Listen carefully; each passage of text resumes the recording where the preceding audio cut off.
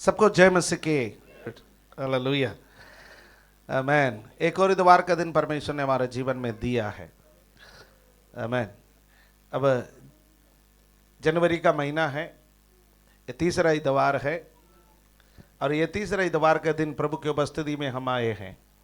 समय बहुत तेजी से निकलते जा रहे हैं, हालेलुया, आमेन। क्या हम परमेश्वर के लिए उतना तेजी से भाग पा रहे हैं या नहीं भाग पा रहे हैं, जिस पर संदेह है। पर समय किसी का इंतजार नहीं करता, समय आगे को बढ़ते जाता है और हर साल जैसा खत्म हो जाता है, हमारे बीच में से या हम लोगों की उम्र भी बढ़ते जाते हैं, है ना। सबका बर्थडे आने वाला है ना, है बर्थडे आने वाला है ना। बर्थडे आएंगे तो केक काटेंगे, खुशियां मनाता है, बैठ करके रोना चाहिए। करेले का जूस का केक बना करके खाना चाहिए। प्रभु मेरी उम्र घटते जा रहा है? संसार उल्टा है, केक बना करके खाते हैं और कहते हैं ओके, वही एक अलग प्रकार का तरीका है। प्रभु इतने साल तक जीवन बिताने के लिए हमें मौका दिया गया, उसके लिए हम प्रभु का धन्यवाद करते हैं। हालेलुया, आमेन, आमेन। ओके, आज परमेश्वर का वचन से बात करने के लिए हम प्रेरितों का काम दूसरे अध्याय में जाएंगे, उसको निकाल करके रखिएगा। इस साल हमारे लिए क्या है आपको मालूम है? यह है year of replenish, year of replenish. इसका अर्थ है पुनः भराव का वर्ष, पुनः भराव का वर्ष, जिसके बारे में हमने एक संदेश को सुना है। परमेश्वर कैसे कार्य करता है। यूहन्ना के सुसमाचार दूसरा अध्याय में उन मटकों को प्रभु यीशु मसीह ने कैसे इस्तेमाल किया, उस मटकों को प्रभु ने भरा। उसके बाद प्रभु यीशु मसीह के चेले उस मटकों को पकड़ के वहां पर नहीं बैठे, वो आगे बढ़े। उसके बाद हम पवित्र आत्मा के भराव के विषय में बातचीत की कि प्रभु बिना माप के मांगने वालों को बहुतायत से पवित्र आत्मा देने वाला है। और प्रभु ने कहा जो प्यासे हैं वो मेरे पास आए और जो मुझ पर विश्वास करेगा उसके अंदर से जीवन जल की नदियां बह निकलेगी। यहां तक हमने अध्ययन किया। आज प्रेरितों का काम दूसरे अध्याय उसका 16वां पद से उसका 18वां पद तक पढ़ेंगे। 16 से 18 तक मिलकर के पढ़ेंगे। परंतु ये वो बात है जो योवेल भविष्यद्वक्ता के द्वारा कही गई है। परमेश्वर कहता है कि अंत के दिनों में ऐसा होगा कि मैं अपना आत्मा सब मनुष्यों पर उंडेल दूंगा और तुम्हारे बेटे और तुम्हारी बेटियां भविष्यवाणी करेगी और तुम्हारे जवान दर्शन देखेंगे और तुम्हारे वृद्ध पुरुष स्वप्न देखेंगे। वरन मैं अपने दासों और अपनी दासियों पर भी उन दिनों में अपनी आत्मा उंडेलूंगा और वे भविष्यवाणी करेंगे। हालेलुया, आमेन। यह पवित्र आत्मा के विषय में योवेल नबी ने जो भविष्यवाणी किया, उस भविष्यवाणी को पतरस ने अपना प्रचार में, यानी पतरस का पहला प्रचार है, उस प्रचार में पेंतकुस्त के दिन में उन्होंने उसको कोट किया है। उस वचन को हमें हम पर पढ़ करके सुना है। अब इसका पृष्ठभूमि में जाएंगे। इसका पृष्ठभूमि क्या है? इसका पृष्ठभूमि पहले से यीशु मसीह ने तैयार किया है। प्रेरितों का काम दूसरा अध्याय का पृष्ठभूमि प्रभु ने पहले से तैयार किया। मैं जब लूका के सुसमाचार पढ़ा, लूका के सुसमाचार जब आप आओगे, लूका के सुसमाचार में 24वां अध्याय में, लूका के सुसमाचार 24वां अध्याय उसका 49वां पद में 49, लूक चैप्टर 24 वर्स 49, राइट। इसको पढ़ेंगे। और जिसकी प्रतिज्ञा मेरे पिता ने की है मैं उसको तुम पर उतारूंगा और जब तक स्वर्ग से सामर्थ्य ना पाओ तब तक तुम इसी नगर में ठहरे रहो। यीशु मसीह ने अपने चेलों से अपना मृत्यु से पहले कई प्रकार के बातें की, उसमें से एक पवित्र आत्मा है।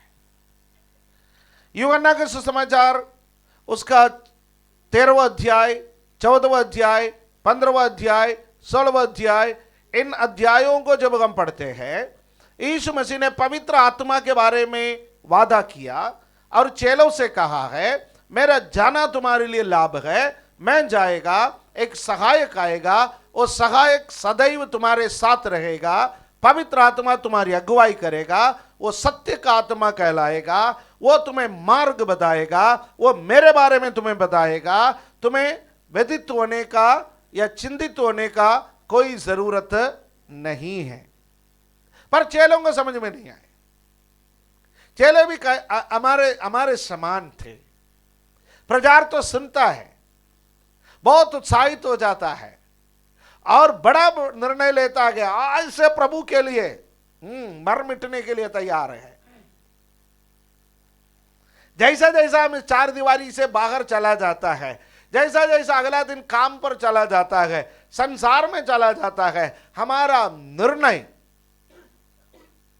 धुंध के समान, जब सूरज का रोशनी पड़ते गए कोहरा जैसा गायब हो जाता है, हमारा निर्णय भी धीरे धीरे गायब हो जाता है।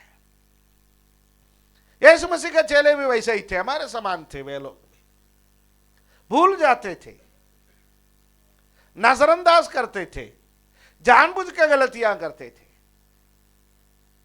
और यीशु मसीह का पुनरुत्थान के दिन दो चेले यरूशलेम से यम्मौस की तरफ जा रहे थे।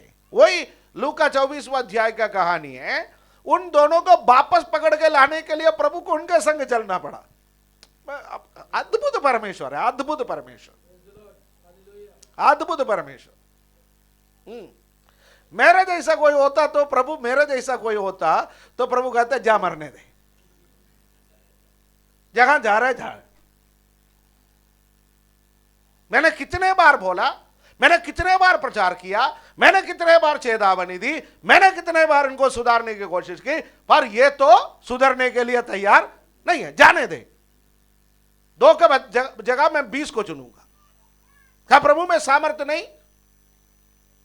पर अद्भुत परमेश्वर, अद्भुत परमेश्वर, जिसने कहा वो 99 को छोड़ करके वो खोए हुए एक के पीछे भागने वाला है। परमेश्वर का उस स्वभाव के कारण आज आप और मैं आराधनालय में हैं। यदि परमेश्वर का यह स्वभाव नहीं हुआ होता तो हमें कब से उठा करके फेंक दिया होता, क्योंकि हम इतना विश्वास योग्य नहीं है, हम इतना प्रभु का काम का नहीं है। उसके बावजूद भी परमेश्वर हमारे पीछे पड़ करके, जब भी हम गलत रास्ते पर चले गए, जब भी हम मार्ग से भटक गए, जब भी परमेश्वर के योजना के विरोध में चले गए, प्रभु हमें वही से पकड़ करके लेकर के आया है। उस प्रभु का हम धन्यवाद करें। हालेलुया, धन्यवाद परमेश्वर, मुझे बार बार पकड़ के ले आने के लिए। यरूशलेम से यम्मौस की तरफ वो दोनों जा रहे थे, उनको पकड़ के लेकर के आया। उसके लिए प्रभु ने उनके साथ एक प्ले, एक नाटक किया। जैसा हम हमारे बच्चों के साथ खेलते गए, प्रभु हमारे साथ खेलता है। देखिए, उनके संग संग चला एक ऐसा व्यक्ति के समान जो अजनबी हो, उनके बातों को सुना, उनके साथ बात किया। लंबा एक सफर था। प्रभु आपके लिए, मेरे लिए कभी व्यस्त नहीं है। पास्टर व्यस्त है, लीडर व्यस्त है, रिश्तेदार व्यस्त है, मित्र व्यस्त है। जिसको हम सही समय पर सहायता के लिए पुकारते गए, सभी कहेंगे आज मैं व्यस्त हूं, लेकिन यीशु आपके लिए, मेरे लिए कभी व्यस्त नहीं। वो 2 चेले 12 चेलों में गिनने वाले भी नहीं थे।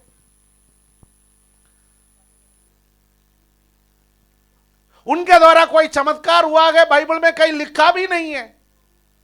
उसके बावजूद भी वो दो चेले जब प्रभु से दूर जा रहे थे, प्रभु उनका पीछे पीछे चले और उनको पकड़ के लेकर के आए। और उसके बाद उनसे एक बात कहा, वो ये कहा, जब तक प्रतिज्ञा, वह प्रतिज्ञा पिता ने मेरे से की है, पिता ने मेरे से एक प्रतिज्ञा की है, वो प्रतिज्ञा है तुम इस संसार में जाकर के मानव जाति के लिए कालवरी के क्रूस पे मर करके तुम तीसरा दिन जी उठ करके जब वापस यहाँ पर आएगा, तृत्व का तीसरा व्यक्ति पवित्र आत्मा उन विश्वासियों के लिए पृथ्वी पर जाएगा। Hallelujah, hallelujah. पुराना नियम में हम पिता परमेश्वर को देखते गए, हमेशा पिता परमेश्वर बात करता गया, याहवे परमेश्वर। उनसे लोग डरते थे, दूर चले जाते थे, दूर रहते थे। और जब सुसमाचार का समय आया, पुत्र परमेश्वर इस संसार में उतर के मनुष्यों के संग संग चला, वह हमारे बीच में डेरा किया, हम में से एक के समान अपने चेलों के बीच में और उस समय के लोगों के बीच में रहा, और वो हमारे पापों के लिए मरा, यातनाओं को सहा, और वह मारा गया, गाड़ा गया। तीसरे दिन मरे हुए में से यीशु जी उठा। 40 दिन पृथ्वी पर रह करके वो जब स्वर्ग को चला गया, वह वायदा के मुताबिक पवित्र आत्मा इस पृथ्वी पर उतर आया। इसलिए प्रभु ने कहा, वह प्रतिज्ञा मैंने जो पिता से पाया है वह तुम्हारे लिए है। पिता ने तुम्हारे लिए पवित्र आत्मा रखा है, और जब तक तुम स्वर्ग से सामर्थ्य ना पाओगे, जब तक पवित्र आत्मा का सामर्थ्य को नहीं पाओगे, तब तक इसी नगर में ठहरो। हालेलुया, आमीन। आप और मैं सुसमाचार सुनाने के लिए कई बार उतावले हैं, लेकिन याद रखिए प्रभु इतना उतावले नहीं है। Hello, hello. आप और मैं सुसमाचार सुनाने के लिए बहुत ज्यादा उतावले हैं, पर प्रभु इतना उतावले नहीं है। प्रभु कहता है इंतजार करो। प्रभु कहता है जब तक सामर्थ्य नहीं पाओगे यरूशलेम में ठहरो। सुसमाचार सुनाने से ज्यादा महत्वपूर्ण है परमेश्वर से सामर्थ्य को पाना। हालेलुया, आमीन, आमीन। परमेश्वर से सामर्थ्य को पा करके सुसमाचार सुनाना और बिना सामर्थ्य का सुसमाचार सुनाना, दोनों में बहुत अंतर है। हालेलुया। इसलिए याद रखिए, आपको और मुझे प्रभु ने जिस दिन उद्धार पाया, जिस दिन बपतिस्मा लिया, प्रभु यह भी कह सकता था अब चर्च जाने की जरूरत नहीं है, अफ्रीका में चला जाओ, उगांडा में चले जाओ, मिडिल ईस्ट में चले जाओ, पाकिस्तान में चले जाओ, अफगानिस्तान में चले जाओ। ऐसा नहीं, प्रभु ने आपको और मुझे दूर दराज का किसी इलाका में नहीं भेजा। प्रभु ने आपको और मुझे कलीसिया में भेजा है, कलीसिया में इकट्ठा किया। कलीसिया में हमें इकट्ठा करने का पीछे प्रभु का क्या मकसद है? यहां से हम सामर्थ्य को पाए। हालेलुया, आमीन। यहां जो अगुवे हैं, यहां जो भाई बहने हैं, यहां जो सीनियर लोग हैं, उनका कर्तव्य है नए लोगों को सामर्थ्य पाने के लिए उन्हें मदद करना। हालेलुया, आमीन। नए लोगों को सामर्थ्य पाने के लिए मदद करना। जैसा एक परिवार में माता पिता और बड़े लोग मिल करके एक बच्चे का पालन पोषण करके उसको एक अच्छा नागरिक बनाते हैं, उसी प्रकार कलीसिया में जो भी नए व्यक्ति है उसको एक अच्छा विश्वासी बनाना, एक अच्छा चेला बनाना, अगुओं की, पासवानों की, सीनियर लोगों की जिम्मेवारी है। उसके लिए दो तरीके अपनाना, एक खुद नमूना बनना। हेलो, किसी से आमेन नहीं आया। खुद नमूना बनना, मुझे नमूना बन करके जीवन बिताना है। बिना मैं कुछ कहे लोग मेरे से सीखें, उसके लिए मुझे जीवन बिता करके दिखाना है। यीशु ने यही किया। एक, यीशु ने अपने चेलों के सामने जीवन बिता करके दिखाया। दूसरा, यीशु चेलों को समय समय पर शिक्षा देता था। जब गलत रास्ते पर जाता था उनको डांटता भी था। यदि मैं आपसे कहूं यीशु मसीह के चेलों में सबसे मुख्य व्यक्ति कौन था, यीशु ने कभी नहीं कहा, पर हम प्रचारकों ने यीशु मसीह के चेलों में से एक व्यक्ति को प्रधान बना दिया। एक समूह है तो एक प्रधान की जरूरत पड़ती है। यदि मैं आपसे पूछेंगे तो संडे स्कूल का बच्चा उस व्यक्ति का नाम जानता है। क्या है उस व्यक्ति का नाम? पतरस।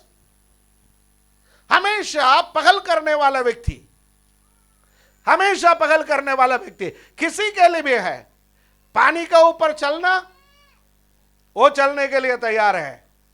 और किसी सवाल पूछेगा वही तुरंत जवाब दे देगा। किसी को पीटना है भाई राइट। आप में से कुछ लोग केवल तीसरा चीज के साथ आइडेंटिफाई कर पा रहे हैं। पतरस पगल करने वाला व्यक्ति। पर एक बात ध्यान रखिए, एक दिन सबके सामने यीशु ने पतरस को शैतान कहा। और किसी दिन हमारे यहां का लीडर्स मीटिंग में हो, उस दिन आप मेरे साथ आर्ग्यू करेगा और मैं आपको शैतान कहेगा सबके सामने।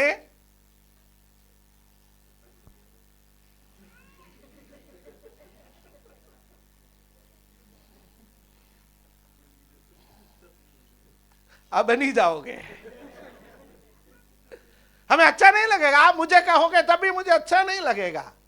पर याद रखिए, सुधारने का समय पर यीशु ने पतरस को शैतान कहा। इसका मतलब पतरस शैतान बना नहीं। पतरस से कहा तेरे अंदर जो स्वभाव इस वक्त तूने दिखाया वो शैतान का है।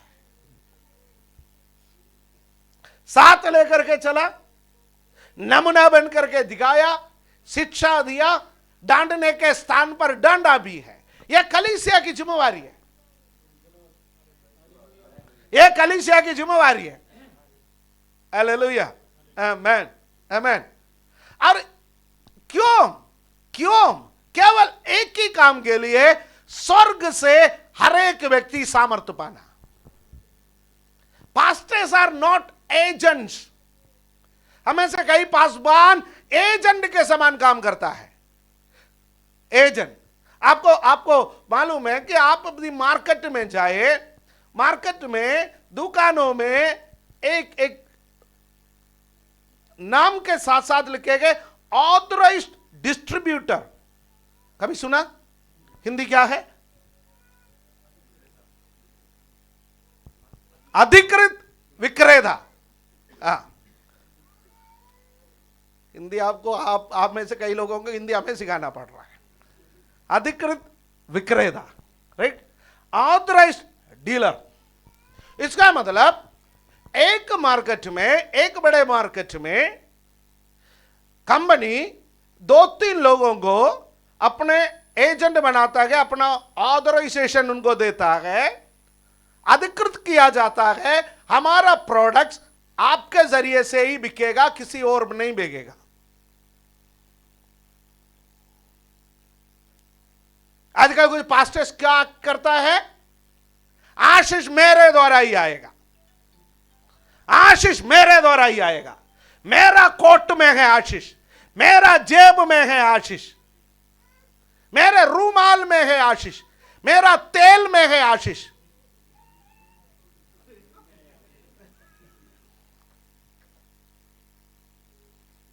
मैं पिछले दिनों में एक पासवान को एक एक पासवान को देखा, वो नमक प्रार्थना करके देता है, मसाला प्रार्थना करके देता है।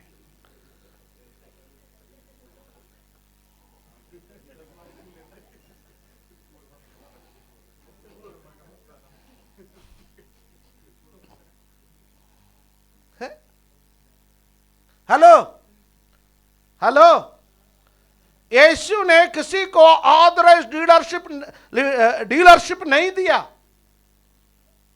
कोई भी व्यक्ति यीशु मसीह का एजेंट नहीं है। आप कलीसिया में आया है, आपको परमेश्वर के साथ जोड़ना है, परमेश्वर से सामर्थ्य पाना है। परमेश्वर आपका पिता है। आपका और परमेश्वर के बीच में किसी पास्टर की कोई जरूरत नहीं है, चाहे वो मैं हो चाहे और कोई हो। यहां जब आप है कलीसिया में, आपको सेवा के लिए आपको तैयार करना, सामर्थ्य के लिए आपको तैयार करना, वो हमारा कर्तव्य है। इसके अलावा आप जो करते हैं उसके लिए आप जिम्मेवार है। आप परमेश्वर दोनों के बीच का मामला है, तीसरा कोई व्यक्ति इसमें नहीं आना चाहिए। हालेलुया। इसलिए आत्मिक डीलरों से सावधान। आपको 25,000 की पर्ची काटने की कोई जरूरत नहीं आशीष पाने के लिए। आपको किसी का हाथ आपका सिर पर रखने का कोई जरूरत नहीं आशीष पाने के लिए, राइट। परमेश्वर जितना मुझसे प्यार करता है उतना आपसे प्यार करता है। परमेश्वर जितना मुझसे बात करता है उतना आपसे बात करता है। हालेलुया। समय निकाले परमेश्वर के पास बैठने के लिए। ये दो चेले ये सोच रहे थे, अब यरूशलेम में रहना कतरे से काली नहीं है। यरूशलेम में रहना कतरे से काली नहीं है। आज भारत के कई स्टेट में ऐसा हो गया है, खतरे से खाली नहीं है। कई जगह ऐसा है जहां सुसमाचार सुनाना खतरे से खाली नहीं है, जहां प्रार्थना करना खतरे से खाली नहीं है। यह सब हो सकता है, कई मोहल्ले में हो सकता है। जरूरी नहीं सब लोग हमें समझे। हेलो, जरूरी नहीं सब लोग हमें समझे, समझने में टाइम लगेगा, राइट। पर ये दो चेले सोच रहे थे, अब तो यरूशलेम में रहने से कोई फायदा नहीं है, हम क्या करेंगे, यरूशलेम से निकल जाएंगे। कहां को जाएंगे? एम्माउस। एम्माउस, एम्माउस में जाकर के आराम से जीवन बिताएंगे। वहां कोई हमें नहीं जानता, वहां चुपचाप रहेंगे, वहां चुपचाप अपना व्यापार करेंगे, वहां चुपचाप अपना परिवार को रखेंगे, संभालेंगे। पर प्रभु की योजना दूसरा था। प्रभु ने कहा वापस आओ, यरूशलेम में वापस आओ, यरूशलेम में वापस आओ। जब तक सामर्थ्य नहीं पाओगे यरूशलेम से नहीं जाना। हालेलुया, आमीन। प्रभु हमें सेटल होने के लिए नहीं बुलाया है। सेटल हो जाओ, सेटल हो जाओ, सेटल हो जाओ, सेटल हो जाओ। प्रभु हमें उसका सेवा के लिए बुलाया है, याद रखना। हमें से कुछ लोग जल्दी सेटल हो सकता है, हमें से कुछ लोग देरी से सेटल हो सकता है। हमें से कुछ लोगों के पास बड़ा मकान आ सकता है, कुछ लोगों के पास मकान जिंदगी भर आ ही नहीं सकता। ऐसा थोड़ी है कि स्वर्ग राज्य में केवल जिनका मकान है उनको ही एंट्री मिलेगा। ऐसा नहीं है। इस संसार जैसा देखता है वैसा स्वर्ग का राज्य नहीं देखता है। उसके लिए मैं प्रभु का धन्यवाद करता हूं। Hallelujah, hallelujah. हम भौतिक आशीषों के लिए परमेश्वर के पीछे आए हुए लोग नहीं है, पर प्रभु हमें भौतिक आशीष भी देता है। हालेलुया। परमेश्वर के पहले परमेश्वर का राज्य और धर्म की खोज करो, ये सब वस्तुएं तुम्हें मिल जाएगी। कभी कभी हम जैसा प्रार्थना करता है वैसा होता नहीं। आपके जीवन में कभी ऐसा हुआ जैसा आपने प्रार्थना किया वैसा हुआ नहीं? बहुत प्रार्थना किया, बहुत उपवास किया, बहुत लोगों से प्रार्थना करवाया, पर हुआ नहीं। तब भी हम परमेश्वर से क्या कहता है? परमेश्वर, मेरी मर्जी नहीं, मेरी इच्छा नहीं, आपकी मर्जी, आपकी इच्छा मुझ पर पूरी हो जाए। परमेश्वर की इच्छा पूरी होने के लिए हम अपने आप को सौंपते हैं, राइट। इसलिए पवित्र आत्मा प्रभु देने के लिए प्रतिज्ञा दिया है, प्रभु ने वायदा किया है। और इस कलीसिया का प्रत्येक जन के लिए है ये प्रतिज्ञा। हालेलुया। छोटे हो बड़े हो, बहन हो भाई हो, आप कोई भी हो, यह पवित्र आत्मा का प्रतिज्ञा हर एक के लिए है। हालेलुया। केवल 12 लोगों के लिए होता है यह प्रतिज्ञा। ये 2 चेलों के पीछे पड़ने का प्रभु को क्या जरूरत था? ये 2 चेलों को अपने रास्ते पर जाने देते, पर प्रभु ने ऐसा नहीं किया। प्रभु ने प्रतिज्ञा पाने के लिए सबको इकट्ठा किया, तभी तो 120 लोग हुए थे। राइट। अब प्रेरितों का काम, पहला अध्याय का 2 पद से जरा पढ़ेंगे 1-2 वचन। उस दिन तक, जब तक वो उन प्रेरितों को जिन्हें उसने चुना था पवित्र आत्मा के द्वारा आज्ञा देकर ऊपर उठाया ना गया, और यीशु के दुख उठाने के बाद बहुत से पक्के प्रमाणों से अपने आप को उन्हें जीवित दिखाया, और 40 दिन तक वो प्रेरितों को दिखाई देता रहा और परमेश्वर के राज्य की बातें करता रहा, और चेलों से मिलकर उन्हें आज्ञा दी, यरूशलेम को ना छोड़ो, परंतु पिता की उस प्रतिज्ञा के पूरे होने की प्रतीक्षा करते रहो, जिसकी चर्चा तुम मुझसे सुन चुके हो। यहां पर क्या लिखा है? चेलों से मिलकर के उन्हें प्रभु यीशु मसीह ने आज्ञा दिया। क्या आज्ञा दिया? यरूशलेम को ना छोड़ो, परंतु पिता की उस प्रतिज्ञा के पूरे होने की प्रतीक्षा करते रहो, जिसकी चर्चा तुम मुझसे सुन चुके हो। अगला वचन में क्या लिखा है? क्योंकि यूहन्ना ने तो पानी में बपतिस्मा दिया है, परंतु थोड़े दिनों के बाद तुम पवित्र आत्मा से। यूहन्ना 2 बपतिस्मा के विषय में बात की। कुछ दिन पहले मैंने आपके से उस बात को शेयर किया था, याद है? कितने लोगों को याद है? वो लोग एक हालेलुया बोलिए। ओके, कुछ लोगों को याद है। ओके, याद नहीं है तो भी हालेलुया बोलने से पड़ोसी सोचेगा आपको याद है।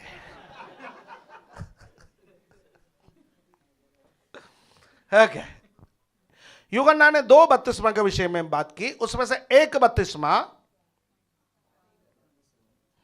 यूहन्ना ने कहा, मैं तो पानी में बपतिस्मा देता हूं, पर मेरे पीछे एक आने वाला है, वो तुम्हें पवित्र आत्मा और आग का बपतिस्मा देगा।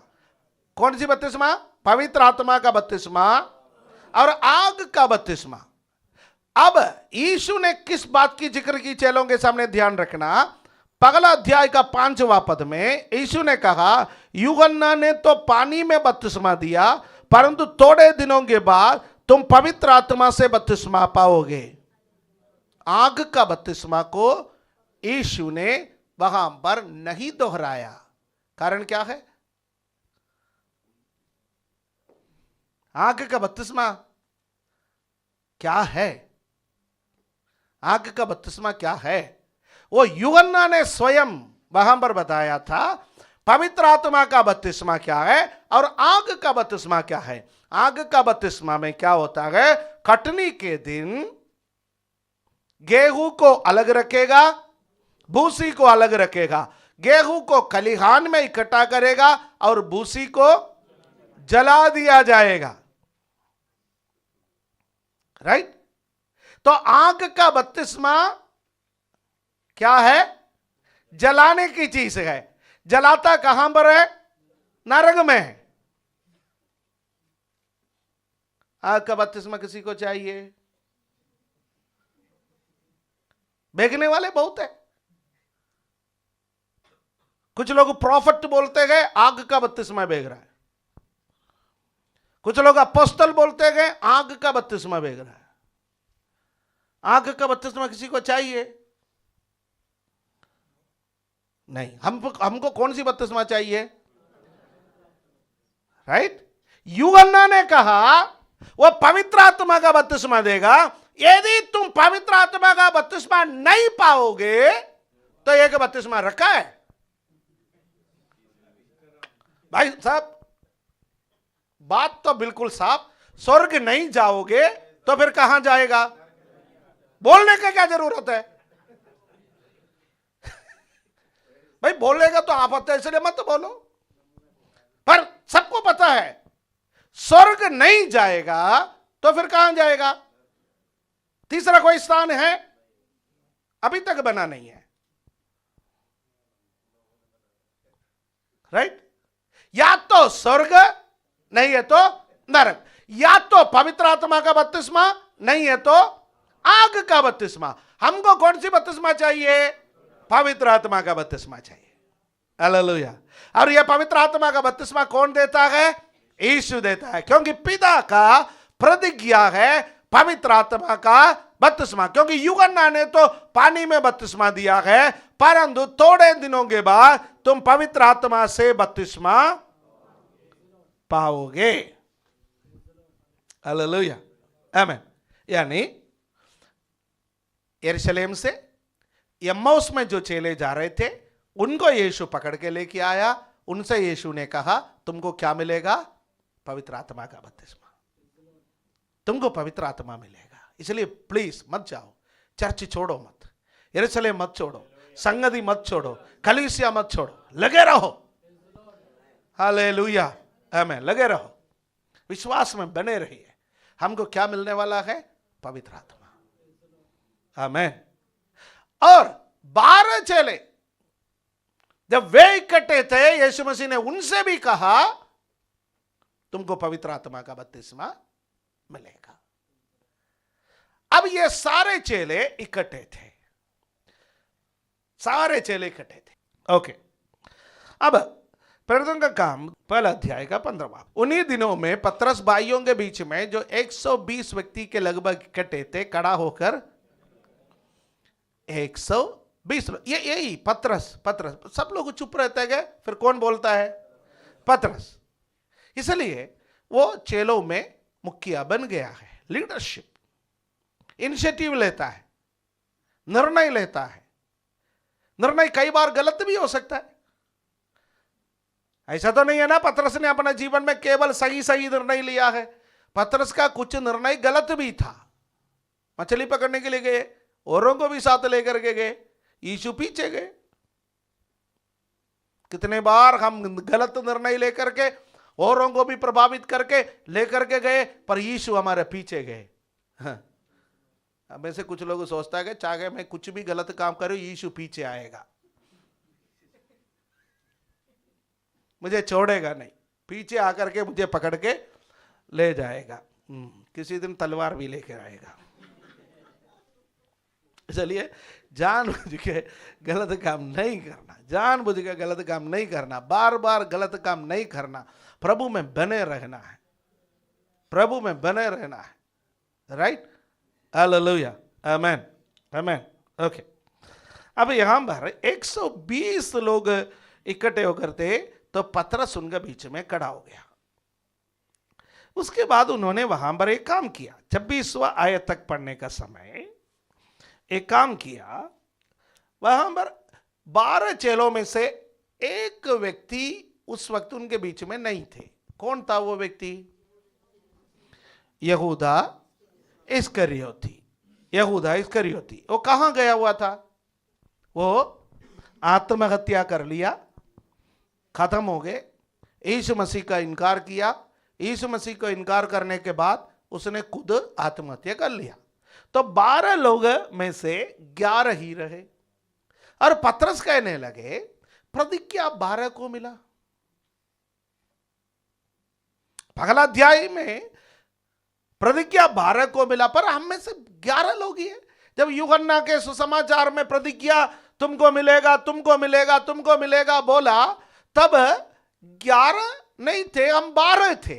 और एक दिन यीशु ने कहा, तुम 12 के 12 इस्राएल के 12 गोत्रों का न्याय करेगा मेरे साथ सिंहासन पर बैठे। पर अब तो हम कितने हैं? 11। हम में से कितना होना है? 12। संख्या पूरा होना है। प्रेरित 12 है, 12 लोगों का संख्या पूरा होना है। यीशु मसीह के चेले 12 थे, उसमें यहूदा इस्करियोती का नाम है। पर जब प्रेरितों का नाम आता है, यहूदा इस्करियोती का नाम उसमें नहीं आता है। फिर किसका नाम आता है?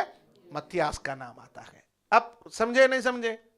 यदि आपसे एक जनरल सवाल पूछे यीशु मसीह के चेले कितने थे, 12, नाम बोलो, यहूदा इस्करियोती भी आएगा। जब आपसे पूछे प्रेरित लोग कितने थे, जवाब क्या है, 12, पर किसका नाम नहीं आएगा, यहूदा इस्करियोती का नाम नहीं आएगा। वहां पर किसका नाम आएगा, मत्तियास का नाम आएगा। हालेलुया। वहां पर एक चुनाव हुआ है, वहां पर एक चुनाव हुआ है। दिल्ली में चुनाव आने वाला है, यहां पर एक चुनाव हुआ। क्या चुनाव हुआ, 2 लोगों को खड़ा कर दिया। 2 लोगों को खड़ा करने के बाद नारे नहीं लगवाए, पोस्टर नहीं लगवाए, एक दूसरे पर कीचड़ नहीं उछलवाए। 2 लोगों को खड़ा करने के बाद एक प्रार्थना। परमेश्वर, 2 कैंडिडेट्स आए हैं, हम प्रार्थना करते हैं, हम चिट डालेंगे, जो व्यक्ति बनेगा उसको रखेंगे। चिट किसके नाम पर आ गया, मत्तियास का नाम पर आ गया। और मत्तियास को 12 चेलों में चुना गया है। पवित्र आत्मा पाने से पहले हमारा जीवन को ठीक करना बहुत जरूरी है। प्रेरितों का काम 2 अध्याय आने से पहले प्रेरितों का काम एक पहला अध्याय है। वो पहला अध्याय में जो कमी कट्टी थे, उस कमी कट्टी को पूरा किया। क्या हम कमी कट्टी को पूरा करने के लिए तैयार है? अब मैं थोड़ा सा आपको पुराना नियम में ले जाऊं। प्रेरितों का 2 अध्याय में अगले सप्ताह भी आएंगे, टेंशन मत लीजिए।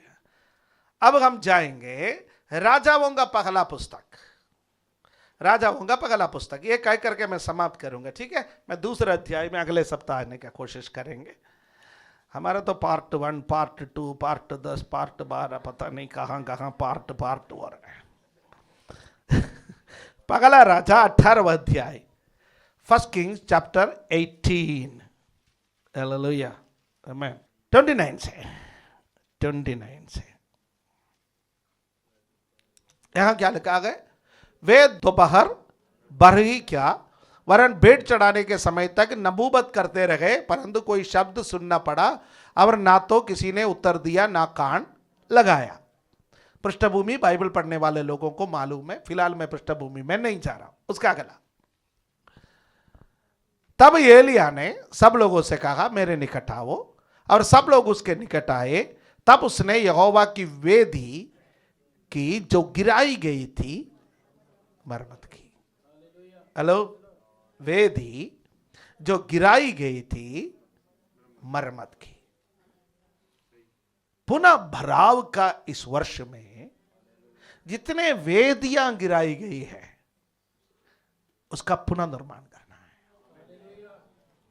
हालेलुया। आराधना की वेदी, धन्यवादी की वेदी, स्तुति और आराधना की वेदी, स्वयं बलिदान की वेदी। हालेलुया।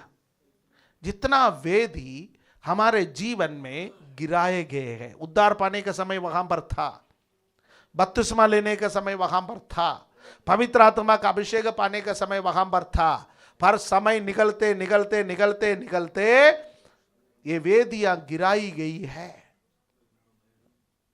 अब वो आदतें छूट गई है, अब उतना बाइबल नहीं पढ़ पा रहे, अब उतना प्रार्थना नहीं कर पा रहे, अब उतना संगति नहीं कर पा रहा है, अब उतना परमेश्वर को समय नहीं दे पा रहा है, अब उतना परमेश्वर से बातें नहीं कर पा रहा है। वेदी गिरा दी गई। शैतान हमेशा आपका जीवन में एक बात का कोशिश करता है, वो है वेदी गिराना। हालेलुया।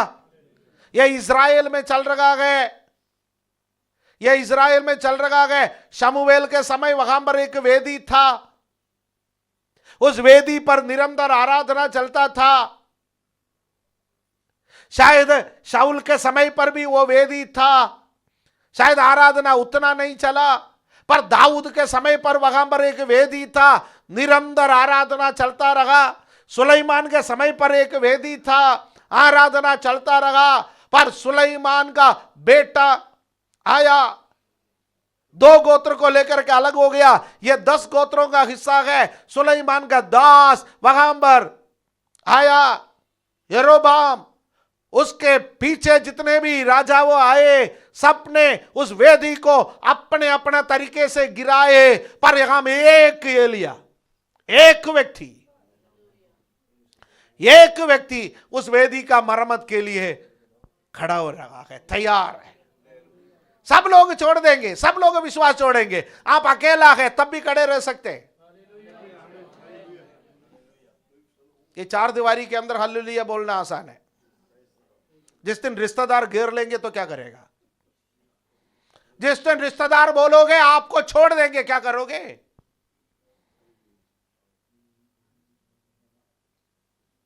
जिस दिन आपसे कहेगा सामाजिक रूप से बॉयकॉट करेंगे, क्या करोगे? उस समय भी हालेलुया बोलोगे?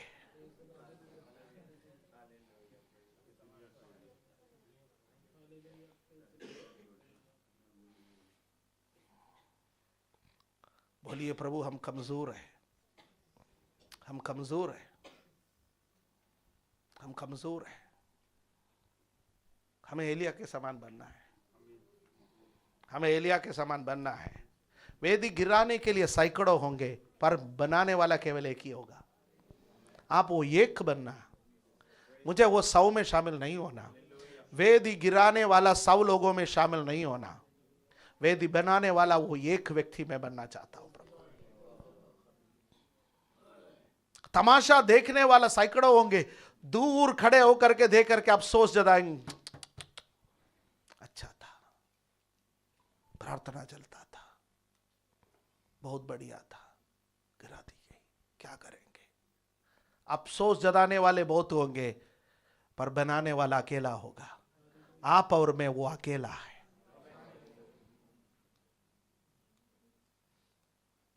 घर कोई मेरे साथ ना आवे, घर कोई मेरे साथ ना आवे, घर कोई मेरे साथ ना आवे, ना लौटूंगा, ना लौटूंगा, ना लौटूंगा, ना लौटूंगा। आमीन। यदि किसी दिन मौका मिलेंगे तो ये गाना गा करके आगे को बढ़ सकते हैं। नहीं, जवाब नहीं देना, केवल सोचना मन में। हम जवाब नहीं दे सकते, पर कभी कभी तो सोच लीजिए, जब सब हमें छोड़ देंगे, सब हमारी निंदा करेंगे, सारे वेदी गिरा दिया जाएगा, उस वक्त खड़े होकर प्रभु आपका वेदी का निर्माण करने के लिए मैं अकेला हूं। आपको पता है कि एलिया ने क्या जोखिम उठाया? उस दिन आग नहीं उतरा होता तो क्या होता? उस दिन आग नहीं उतरा होता, एलिया का कितना टुकड़ा होना था, एलिया को पता है। पर एलिया को पता है मैं जिस परमेश्वर की सेवा करता हूं वो जीवित परमेश्वर है। Hallelujah, hallelujah, hallelujah. Shadrach Meshach Abednego को पता था यदि परमेश्वर का पुत्र हमारे बीच में नहीं उतर आए तो हमारे साथ क्या होने वाला है, पर वो उसके लिए तैयार हो गए। परमेश्वर का पुत्र उनका बीच में उतर आया। आज कोई तैयार है प्रभु?